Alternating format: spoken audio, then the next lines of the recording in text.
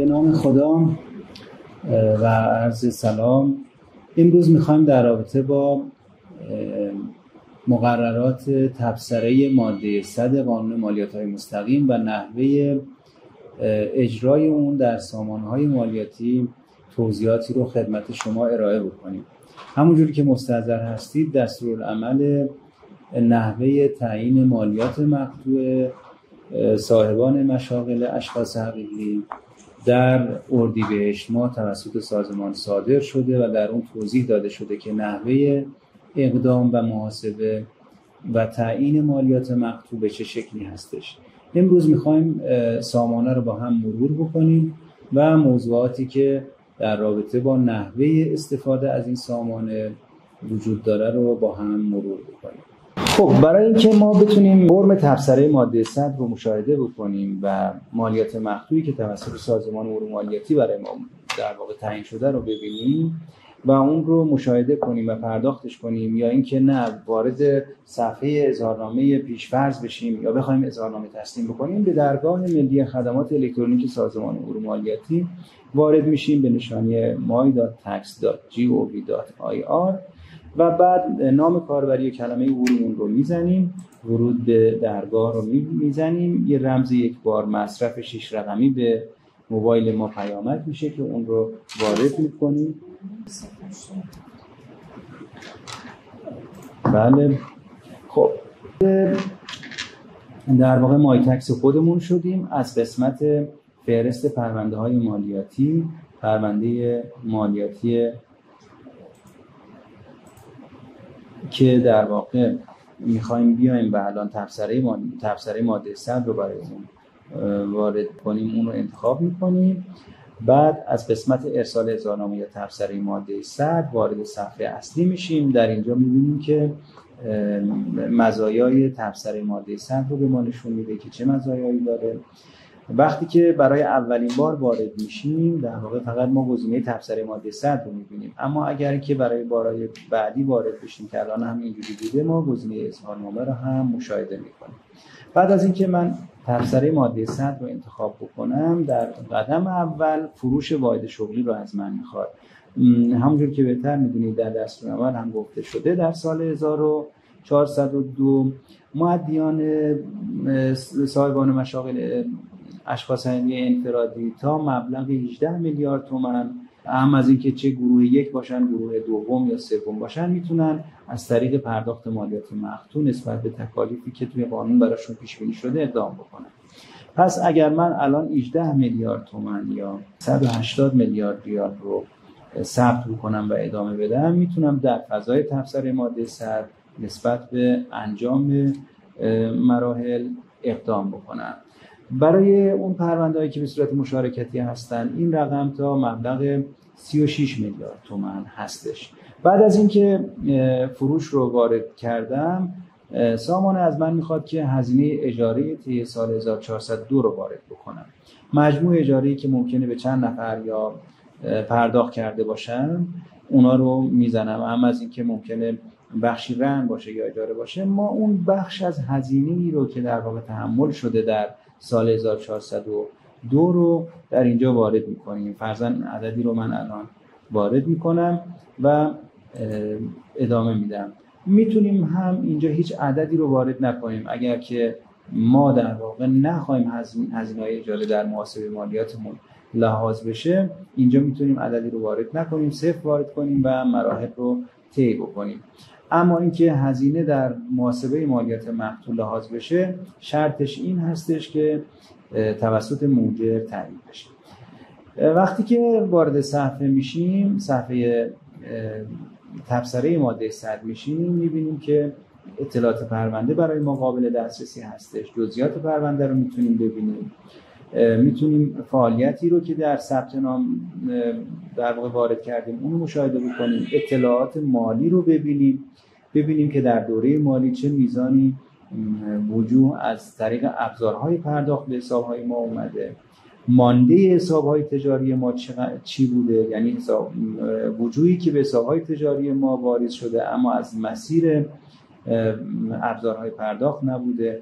در سامانه معاملات فصلی و سامانه مؤدیان چه اطلاعاتی برای ما وجود داره، در ارزش افزوده چه اطلاعاتی وجود داشته و همچنین در رابطه با کارکرد ما در سال 1402. خب این بحث کارکرد هم مربوط به مؤدیانی هستش که توسط مراجع ثالث اطلاعات کارکردشون برای ما اعلام شده، مثل دفاتر اسناد رسمی، کارشناسان رسمی دادگستری، جایگاهداران سوخت، نمایندگی‌های بیمه. اون بخش از مؤدیانی که مراجع رسمی کارکرد اون رو اعلام بکنن، اونها هم اطلاعاتشون رو ما داریم و همه اینها هم قابلیت این رو داره که ریز اون و جزئیاتش رو مشاهده بکنیم. بعد از اون جدول محاسبه مالیات رو مشاهده می‌کنیم و می‌بینیم که از چه مأخذی مالیات مقطوع داره محاسبه میشه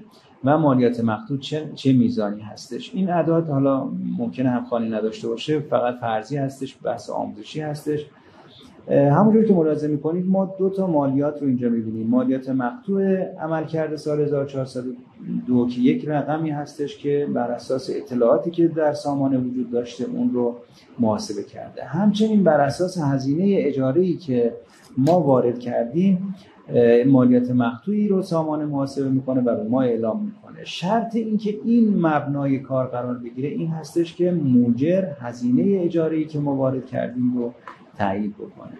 پس از اون در جدول آخر اطلاعات موجر رو مشاهده میکنیم که ما میتونیم اطلاعات موجرامون رو وارد بکنیم به هر تعدادی که هستن و این امکان فراهم بشه برای سامانه که بتونه با اخذ تایید از موجر بیاد و اعمال بکنه اون هزینه رو در محاسبه مالیات.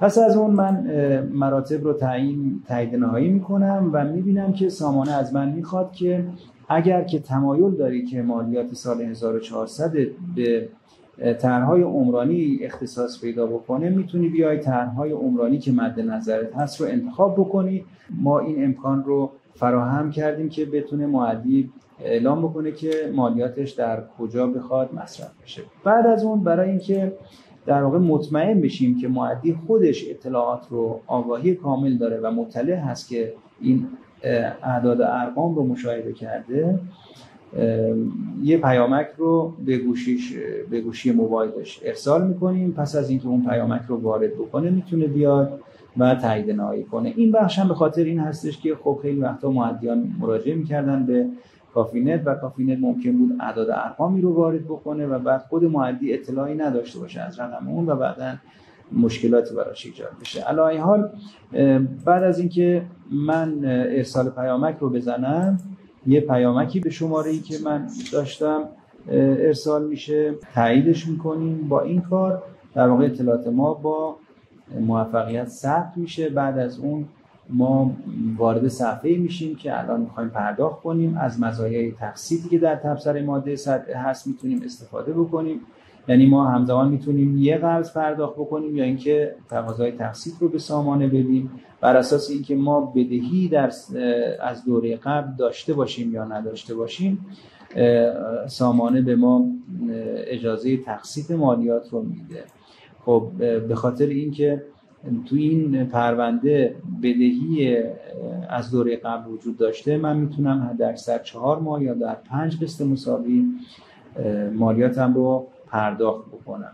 اینجا هم میتونیم بیایم اون قبوزی که در دوره قبل پرداخت نشده اونها رو مشاهده بکنیم و قبض براش دریافت بکنیم و پرداختش کنیم. پس از این پرداخت خب سامانه به ما اجازه اینو میده که بتونیم تقسیط بیشتری رو داشته باشیم.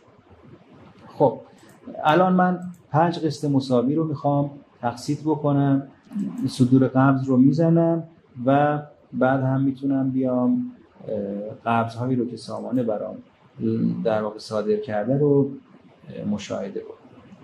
اگر که مؤدی بخواد تبصره ماده 100 رو که قبلا داده رو بخواد دوباره بده، باید بیاد تبصره قبلی رو که وارد کرده اونو حذف کنه و بعد دوباره وارد بشه و اطلاعات رو وارد بکنه. خب الان من میخوام برم توی حالتی که رقم بالاتر از 18 میلیارد تومان هستش و قاعدتاً سامانه باید به من اظهارنامه پیش‌فرض رو بده. گفتیم که اظهارنامه پیش‌فرض مربوط هست به گروه دوم و سوم. پس اگه من گروه اول باشم قاعدتاً من باید برم مسیر اظهارنامه عادی رو پر کنم، اما اگر گروه دوم یا گروه سوم باشم میتونم بیام از اظهارنامه پیش‌فرض استفاده بکنم. همونجوری که تو دستورالعمل هم توضیح داده شده و قسمت ب دستورالعمل مالیات مقطوعه سال 1402 محاسبات اظهارنامه پیش‌فرض کاملا مطابق هست با محاسباتی که در تعیین مالیات مقطوع هستش و اونجا میتونید از تحصیلاتی که در انجام محاسبات تعیین مالیات مقطوع هست در اظهارنامه پیش‌فرض رو هم استفاده بکنید. پس اینجا هم هزینه اجاره رو از من در واقع سوال میکنه و من مبلغ اجاره سال 1402 رو وارد میکنم و ادامه میدم. خب همونجوری که مشاهده میکنید فرم اظهارنامه پیش‌فرض یه فرم خیلی ساده و با جداول بسیار کم هستش که من میتونم بیام هر کدوم از اینها رو مشاهده بکنم و نهایتا این بخش که درآمد و هزینه هستش رو میبینم و میبینم که اعدادش رو به صورت پیش‌فرض سامانه برای من کامل کرده و من میتونم اینو ذخیره بکنم یا تایید نهاییش بکنم و اینجا از من میخواد که من میزان معافیتی رو که من میخوام برای این پرونده لحاظ بکنم که سقفشم در واقع 47,500,000 هست در سال 1402 این رو وارد بکنم و نهایتاً عملیات با موفقیت انجام شد و من تایید نهایی رو میزنم. اطلاعات رو تایید نهایی میکنم و نهایتاً مثل همون قبل اون چیزی که در مالیات مقطوع با هم دیدیم پیامکی به من ارسال میشه و اون رو وارد میکنم و نهایتاً کار رو پیش میبرم.